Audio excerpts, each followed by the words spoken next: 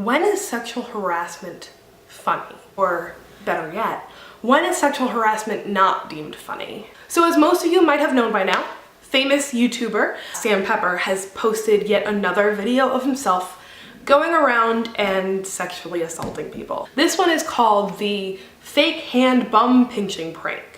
Other videos by popular YouTuber Sam Pepper have been lassoing women and restraining them, how to make out with strangers in public, where he forces himself upon strangers and makes out with them. Another one was when they handcuffed themselves to women. As the terms of release, the women had to kiss them to be unhandcuffed. None of the videos Sam Pepper has put up has described any sort of consent between himself and the participating parties. He has filmed himself sexually assaulting and harassing people, and then posted it online so that they can relive their assault, so that he can make money. Because he gets monetization via ads on YouTube, and that's just peachy. Because of this prank that's supposed to be funny, he makes money. He makes money by making women feel uncomfortable within their own bodies. So is that when it's funny? Is it when they get a paycheck out of it? Is it when the victim doesn't fight back?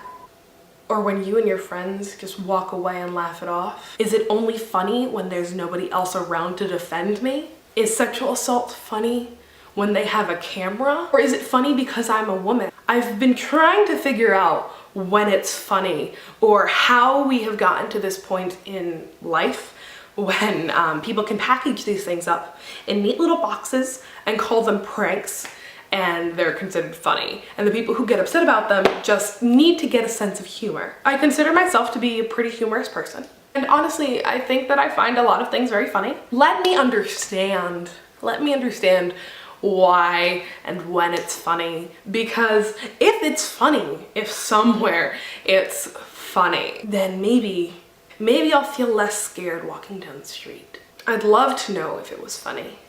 I'd love to understand how it's funny, because at least then, when I get catcalled and ignore it, I don't fear the fact that somebody might follow me to my car or to a friend's apartment when I'm alone. And people are going to say, it's just a joke, why don't you lighten up? No, I'm not going to lighten up. Because if this is what a joke is, then I never want to hear a joke again. This is what's supposed to be funny. I never want to be humored again, because this is not what's supposed to be funny. Making women feel uncomfortable in their own bodies, making people feel unsafe inside their own bodies, making people feel unsafe if they're not in a large group of people who can protect them by being stronger than them or faster than them or whatever, is not funny. Feeling unsafe when walking home alone at night is not funny. I'm not naive enough to believe that one video or 10 videos or whatever is going to drastically change the world. We need to do something to change the thought process that makes sexual harassment and sexual assault so normalized.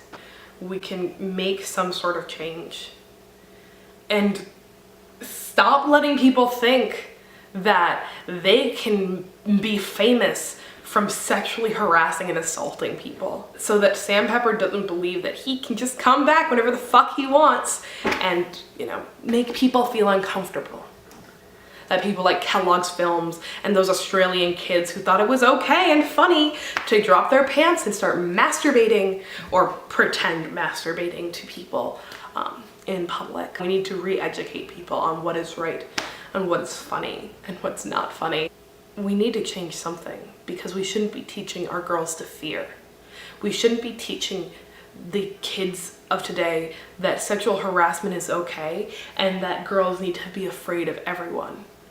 Because when I was little, I was taught that I need to be strong, that I need to defend myself, that I need to be proud. But now I'm taught that I need to be scared.